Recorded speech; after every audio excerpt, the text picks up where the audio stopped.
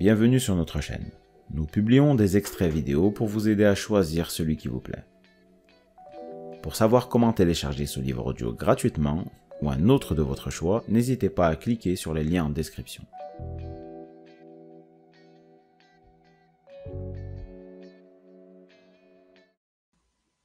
Chers auditeurs, nous vous invitons à découvrir les secrets d'une bonne santé cérébrale, qui vous serviront à rester jeune et en bonne santé à l'aide du livre audio « Optimisez votre cerveau à tout âge » de Gupta Sanjay.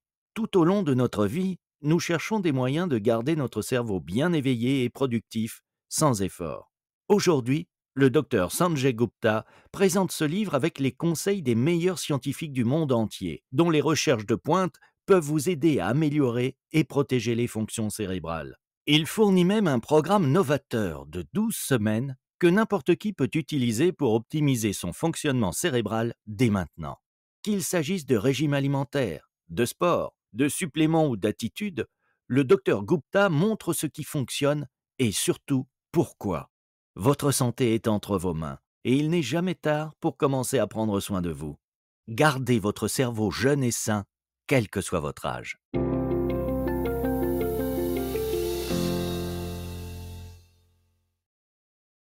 Chapitre 3. 12 mythes destructeurs et les 5 piliers de la santé cérébrale. Dans l'ensemble, le cerveau humain est l'objet le plus complexe connu dans l'univers. Connu, c'est-à-dire par lui-même.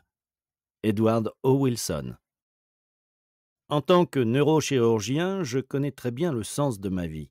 Les patients arrivent à l'hôpital dans une situation précaire et ils mettent toute leur foi en moi. Voilà une responsabilité de taille. Même si j'exerce ma profession depuis près de 20 ans, je suis encore ravi de m'entretenir avec une famille après une opération réussie. Qu'il se soit agi de retirer une tumeur, de stopper un épanchement sanguin survenu à la suite d'un traumatisme ou de réparer une colonne vertébrale fracturée.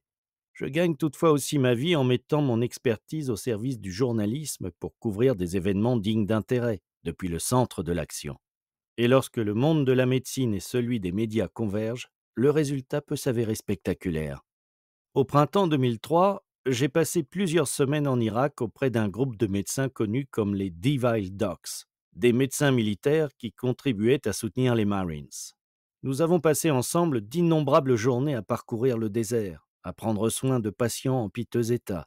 Nous avons appris à bien nous connaître les uns les autres dans des circonstances particulières et terribles. Un jour, des Devil Docs ont couru vers moi pour me demander de leur servir de chirurgien plutôt que de journaliste. Un jeune lieutenant s'était fait atteindre d'une balle derrière la tête et on le croyait mortellement blessé. Mais lorsqu'on avait ramené son corps au camp des Devil Docs, on avait senti un pouls. Il était vivant, mais on devait rapidement l'opérer. Le temps était compté et j'étais le seul neurochirurgien de la région, si bien qu'ils voulaient que je leur vienne en aide. J'ai donc fait transporter le lieutenant de toute urgence dans le bloc opératoire de Fortune, où j'ai constaté qu'il fallait pratiquer une craniectomie, retirer une partie de son crâne pour soulager la pression qui s'exerçait sur son cerveau et drainer le sang qui s'y était accumulé. N'ayant pas les instruments appropriés dans cette tente poussiéreuse, j'ai pris la mèche d'une perceuse Black & Decker et je l'ai stérilisée. J'ai mis un gant stérile sur la perceuse, et je m'en suis servi pour ouvrir le crâne du lieutenant et dégager de l'espace pour son cerveau enflé. Puis j'ai coupé les couches extérieures du cerveau. J'ai trouvé le caillot et la balle, que j'ai ensuite soigneusement retirés. Il me restait encore à couvrir son cerveau d'une matière stérile, sans quoi le lieutenant aurait risqué de développer une méningite, peut-être même une encéphalite, à laquelle il aurait eu peu de chances de survivre. J'ai alors ouvert un sac pour perfusion intraveineuse. Et je me suis servi de l'intérieur pour recréer la couche externe de son cerveau, car c'était la seule chose véritablement stérile dans cette tente poussiéreuse. Par la suite, je lui ai bandé la tête et on l'a évacué vers le Koweït en hélicoptère Black Hawk. Je n'étais certain ni de le revoir un jour, ni même qu'il survivrait. Quelques mois plus tard, un médecin m'a téléphoné de San Diego pour me donner des nouvelles du jeune lieutenant Jésus Vidana. Ce dernier était vivant et allait bien, m'a-t-il informé. Je lui ai rendu visite peu après et je l'ai prié d'être mon invité lors du discours que je prononcerai au moment de la remise des diplômes de la Keck School of Medicine de l'University of Southern California. Il a alors reçu une longue ovation et j'ai encore des frissons au souvenir de son visage radieux, de l'avoir vu tout beau et en bonne santé. Le fait de lui avoir permis de survivre en pareilles conditions, compte tenu de la gravité de ses blessures, a constitué l'une des expériences les plus électrisantes de ma vie. Je me plais à dire à la blague que je n'oublierai jamais d'avoir opéré Jésus au beau milieu du désert. Je vous raconte cette histoire parce qu'elle met en lumière ce qui peut se produire quand un cerveau, contre toute attente, survit à un traumatisme. Il est plus résilient et capable de se rétablir qu'on le pense. On peut donc agir de manière à inverser le cours d'un problème cérébral inévitable, même en situation défavorable. Mon exemple est extrême, mais ne l'oubliez pas en poursuivant votre lecture et en découvrant les moyens dont vous disposez pour transformer votre situation en vue de diminuer les risques de souffrir d'un problème cérébral ou, pire encore, d'en mourir.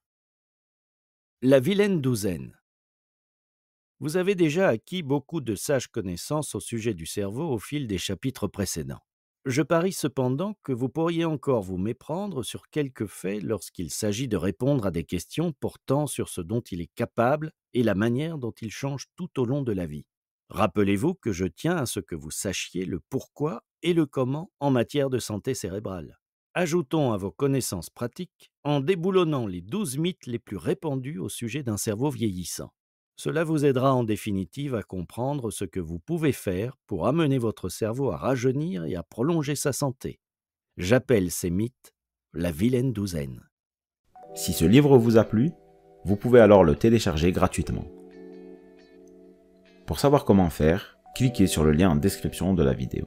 N'hésitez pas à commenter pour nous informer des extraits de livres audio que vous aimeriez écouter. Pensez à liker et à vous abonner pour ne rater aucune vidéo.